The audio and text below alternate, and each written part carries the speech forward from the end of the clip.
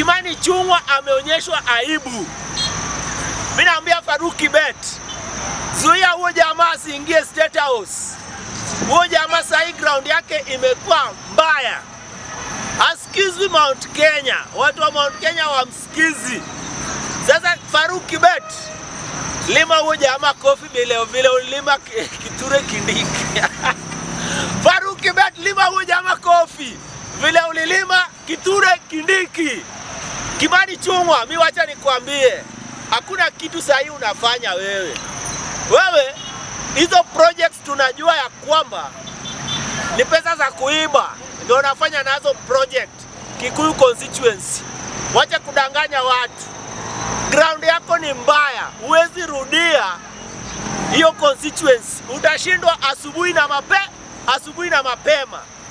Mimi naambia Wakenya, marafiki zake Ruto wote hawatakikani penye wanatoka. Hata aende area yake hatakikani. Marafiki zake zote.